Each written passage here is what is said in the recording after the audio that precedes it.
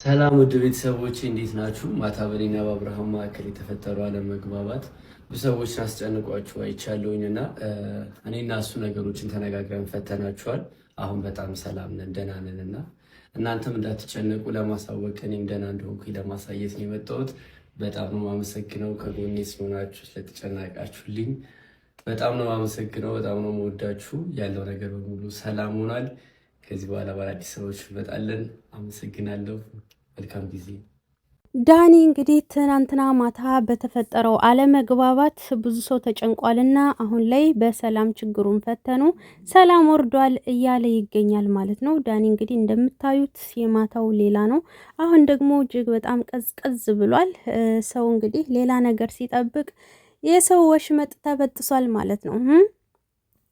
በዚህ ሲያሽቃብጥ የነበረው ሰው አሁን ላይ መሀል ላይ ቀርቷል። ልክ እንደ ጆን ዳንኤል እና እንደ ጃኒ ማለት ነው። ሰው ሌላ ሲጠብቅ እነሱ በጎን ሰላም ፈጥረናል ብለው መጡ ማለት ነው። እና እንዲሁም ደግሞ የራሄልና የዛች ማን ነው የምትባለው ሲከራከሩ የነበሩት ሶሻል ሚዲያ ላይ እነሱም እንደዛው ጦርነት ተከፈተ ተብሎ ታረቅን ብለው በበነገጧቱ መጡ ማለት ነው። እና ያም ሆነ ይህ ዳኒ ሰላም ወርዷል እያለ ይገኛል ማለት ነው።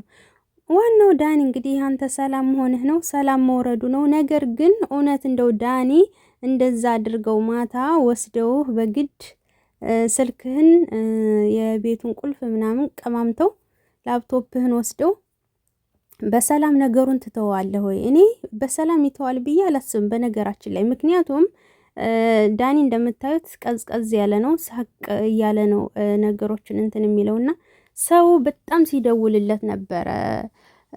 ምን ተፈጠረ? ምን አደረጉህ? እንዴት ሆንክ? በዛ ጨለማ እውነት እዛ መንገድ ላይ ጨለማ ላይ ቀርተህ ነው ወይ ምናምን ብዙ ሰው ሲጠይቀው ስለነበረ ያ ነገር ሰውን ስላስጨነቀው ለማረጋጋት ፈልጎ ነው የሚመስለኝ ማለት ነው እንጂ እንደዚህ በቀላል ዝም ይላል ብዬ አላስብም። እንግዲህ ያቀደው ነገር ይኖራል ብዬ አስባለሁ። ለማንኛውም ወደፊት የሚፈጠረውን አብረን የምናይ ይሆናል።